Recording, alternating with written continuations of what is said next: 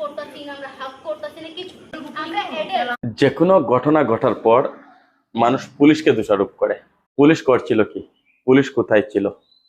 প্রতিনিয়ত আমাদের দেশে সংবাদ শিরোনামে উঠে আসে খুন, ধর্ষণ, রাতের অন্ধকারে তুলে নিয়ে খুন করা হয়েছে, ধর্ষণ করা হয়েছে, এভাবে ঘটনা।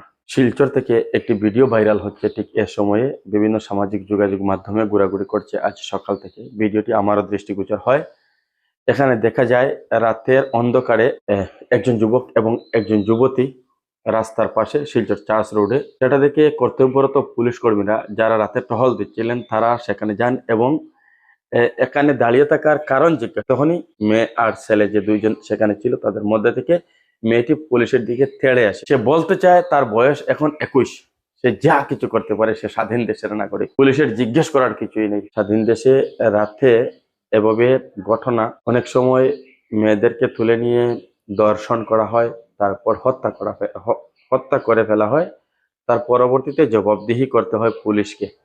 পুলিশ আজ যখন জিজ্ঞেস করতে গিয়েছে তখন পুলিশের দিকে এভাবে তেড়ে আসা। এখানে সেই মেয়েটির যেটা ভাইরাল যেটা ভিডিও, সম্পূর্ণ ভিডিওটি আপনাদের উদ্দেশ্যে তুলে দিচ্ছি, যেখানে মেয়ে উল্লেখ করছে যে গাড়ির তারা যে বাহনটি ব্যবহার করে সেখানে এসেছিল সেটার তেল শেষ হয়ে গিয়েছে, সেজন্য কাউকে তেল আনতে পাঠিয়েছে, সে বলছে কখনো।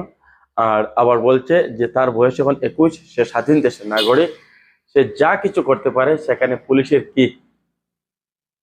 আজ যদি কোনো একটি ঘটনা, অপ্রীতিকর কোনো একটি ঘটনা ঘটে যায়, কাল আমি, আপনি, আমরা সকলেই পুলিশের ভূমিকা নিয়ে প্রশ্ন তুলব। পুলিশ করছিল কি? রাতে এভাবে যদি বেরিয়ে গিয়েছে তাহলে পুলিশের টহল নেই, পুলিশ টহলদারি করছে না, সেই জন্য এ ধরনের ঘটনা ঘটছে। আচ্ছা, যখন পুলিশ এ ধরনের একটি ঘটনার তদন্ত করতে গিয়েছে, পুলিশের মুখ থেকে শুনিনি, পুলিশ শুধু জিজ্ঞেস করছে এখানে করছো কি।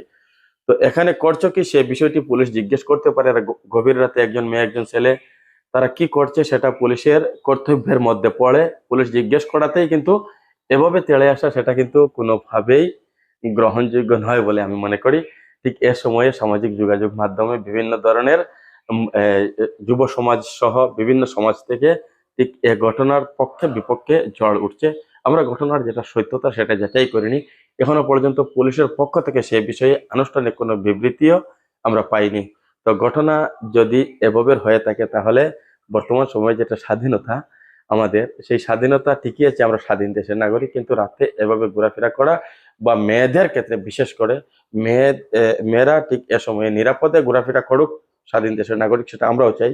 কিন্তু যদি পুলিশের জিজ্ঞাসাবাদের মুখে এভাবে হয় তাহলে পুলিশও কিন্তু এক সময় এভাবে জিনিস থেকে যদি মুখ ফিরিয়ে নেয় তাহলে কোনো অসামাজিক কার্যক্রম সংগঠিত হতে পারে, উদ্বেগ প্রকাশ করছি। তো ঠিক এ সময় যারা পুলিশ কর্মীরা ছিলেন তাদেরকে আমরা স্যালুট জানাই, তাদের করণীয় সেটা তারা করছেন বলে মনে করছি।